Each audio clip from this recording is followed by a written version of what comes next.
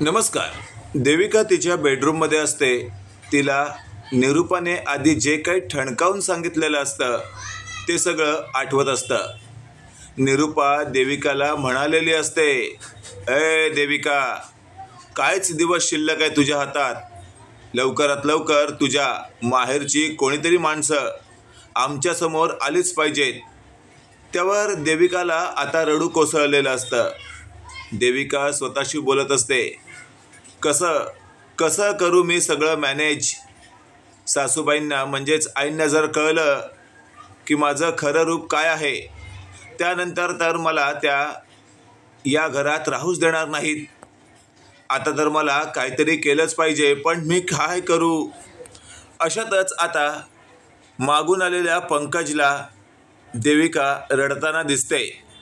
पंकज म्हणत असतो, बेबी काय झालंय, तू रडतेस का. त्यावर देविका म्हणत असते, पंकज मला तुला एक विचारायचं आहे. त्यावर पंकज म्हणत असतो, बोल ना बेबी. त्यावर देविका म्हणत असते, उद्या जर समजा अशी परिस्थिती आली की तुला मला सोडावं लागलं तुझ्या घरच्यांमुळे, तर तू काय करशील. त्यावर पंकज म्हणत असतो, बेबी हा काय प्रश्न आहे, मी तुला का सोडेन. त्यावर देविका म्हणत असते, फक्त मला तू सांग ना, जर अशी परिस्थिती तुझ्या घरच्यांनी तुझ्यावर आणली, म्हणजेच तुझ्या मॉमने, तर तू मला निवडशील का तुझ्या घरच्यांना. त्यावर पंकज म्हणत असतो, ऑब्व्हियसली तुला. त्यावर देविका म्हणत असते, बघा नाहीतर उद्या मला वाईट टाकशील तू. त्यावर पंकज म्हणत असतो, असं होऊच शकत नाही. मी माझ्या बेबीला माझ्यापासून लांब करूच शकत नाही. इकडे आपण पाहतोय आता दुसरा दिवस उजाडलेला असतो. देविका सकाळ सकाळ तिचं सगळं आटपून घरातून बाहेर पडत असते. त्याच वेळेला तिथे आजी आलेली असते. आजी म्हणत असते, काय गे देविका, काय गे देविका, भाऊबीजेला तुझा भाऊ येणार आहे ना, तू त्याला ओवाळशील ना. त्यावर देविका एकदम चाट पडते. ती स्वतःशी बोलत असते, अरे बाप रे बाप, आता हे काय नवीन. आणि अशातच आता देविका काही उत्तर देत नाहीये. हे पाहून लगेचच आजी म्हणत असते, अगं ए देविका, तुझ्याशी बोलते मी. तेवढ्यात मागून निरूपा आलेली असते. निरूपा म्हणत असते, देविका सासूबाई काय बोलतायत कळतंय ना तुला. येत्या 2 दिवसामध्ये जर तुझ्या घरचं कोणी आलं नाही, तर या घरात ना तुझा बोजा बिस्तरा उचलायचा आणि चालतं पडायचं. आणि अशातच आता देविकाला खूप टेन्शन येतं. देविका स्वतःशी बोलत असते, काय आणि कसं करू. मी त्या मॅनेजरला, म्हणजेच नालायकपणा करणाऱ्या माणसाला कसं काय बोलवू. त्याला जर समोर ना मी इथे बोलवण्याचा प्रयत्न केला तर तो आणखीनच त्याच्या पद्धतीने माझा वापर करून घेण्याचा प्रयत्न करेल. आणि तो नालायक वृत्तीचा माणूस मला माझ्या जवळ नकोय. अशातच आता निरूपा देविकाला आपल्या बाजूने वळवते आणि म्हणत असते, काय गे कसला विचार करतेस. एखाद्या प्रश्नाचं उत्तर लगेच द्यावं इतकंही तुला कळत नाही का. सांग लवकर, येणार आहे की नाही तुझ्या माहेरून कोणी. त्यावर देविका म्हणत असते, अगं हो आई, हो येणार आहे, दादा येणार आहे. अचानकपणे देविकाने असं म्हटल्यावर आता थेट आजी म्हणत असते, चल निरूपा, हरकत नाही, कोणीतरी येणार आहे ना. आणि अशातच आता देविका म्हणत असते, आई मी येते. आणि देविका घराबाहेर पडते. इकडे आपण पाहतोय देविका खूप विचार करत असते की आता काय करू. त्या नालायक माणसाला मी समोरनं जर फोन केला तर तो आधी मला असं म्हणेल, चल देविका माझी इच्छा पूर्ण कर. मी काय करू. चांगलीच खलबत्त्यात कुटण्यागत अवस्था झाली आहे माझी. आणि अशातच आता भर वाटेत अचानकपणे समोर आलेल्या त्या मॅनेजरला पाहून देविका हादरते. देविका घाबरलेली असते. तेवढ्यात तो मॅनेजर म्हणत असतो, काय बहिणाबाई, या भाऊबीजेला मला ओवाळणार ना. त्यावर मात्र देविका म्हणत असते, तू इथे काय करतोयस. त्यावर तो व्यक्ती म्हणत असतो, म्हणजेच तो मॅनेजर, अगं तुझ्या घरच्यांनी तुला विचारलं असेलच ना की या दिवाळीमध्ये तुझ्या भावाला बोलवणार की नाही भाऊबीजला. त्यावर देविका म्हणत असते, हो त्यांनी असं विचारलंय, पण मला तुला भाव म्हणून न्यायची इच्छा नाही आहे. त्यावर तो मॅनेजर म्हणत असतो, हरकत नाही, मला काहीच प्रॉब्लेम नाही आहे, मला तुझा भाव बनण्यात काहीच इंटरेस्ट नाही आहे, तुला तर हे चांगलंच माहिती आहे.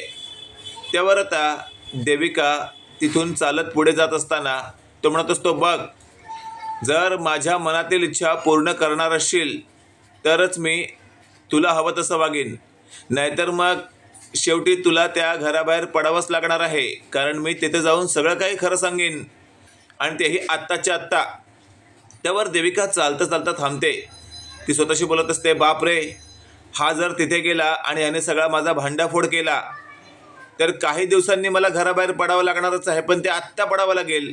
कुठे जाऊ मी या अस्वस्थेत. आणि अशातच आता तो व्यक्ती म्हणजेच मॅनेजर तिथून चालत जात असतो. देविका लगेचच त्याला थांब म्हणते.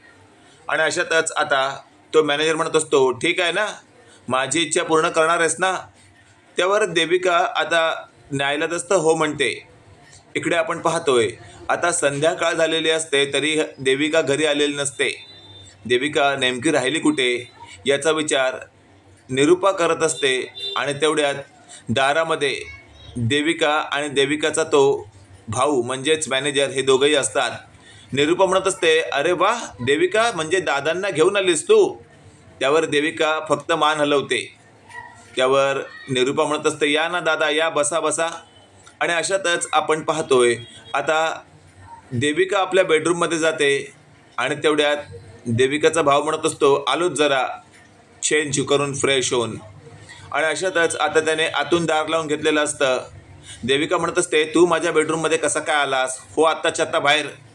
त्यावर तो म्हणत असतो, तू जर मला आत्ताच्या आत्ता बाहेर काढणार असशील ना तर मी बाहेर जाऊन सगळं काही सांगेन. त्यावर आता देविकाची गोची झालेली असते. आणि अशातच आता देविका गप गुमान निमूटपणे तो जे काही करेल ते सहन करायला तयार झालेली असते. तेवढ्यात मागून आलेल्या पंकजने दार ठोठावलेलं असतं आणि हा मॅनेजर डिस्टर्ब होतो. त्यावर लगेचच आता देविका म्हणत असते, हो हो पंकज, मी आलेच. आणि अशातच आता पंकजला देविकाने आत घेतलेलं असतं. पंकज आतमध्ये त्या मॅनेजरला पाहतो आणि म्हणत असतो, अरे देविका, दादा केव्हा आले. त्यावर लगेचच आता देविका म्हणत असते, हे काय आत्ताच आलेत. आणि तेवढ्यात पंकज म्हणत असतो, हो हो ओके ओके, मी चुकून आत आलो, तुम्ही दोघं भाऊ बहीण बोला, मी नंतर येतो. आणि लगेचच देविका पंकजला थांबवत असते, अरे काय बोलायचं, आमचं बोलून झालंय. हो ना दादा, असं बोलून देविका आता पंकजला तिथे थांबवण्याचा प्रयत्न करते. पण पंकज म्हणत असतो, नाही नाही, तुमचं काही दोघांचं सिक्रेट असेल भाऊ बहिणीचं तर मी नाही थांबू शकत. आणि पंकज तिथून बाहेर जात असतो. तेवढ्यात मॅनेजरने देविकाला धरलेलं असतं आणि तो म्हणत असतो, जाऊ दे त्याला.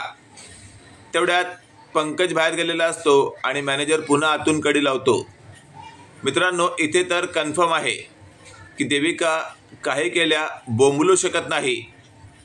पण मॅनेजर जे काही करेल त्यानंतर देविकाचं भांडं फूट होणार नाही का? कमेंट करून नक्की कळवा. आणि अशाच नवनवीन अपडेट पाहण्यासाठी व्हिडिओला लाईक आणि चॅनलला नक्की सबस्क्राईब करा. धन्यवाद.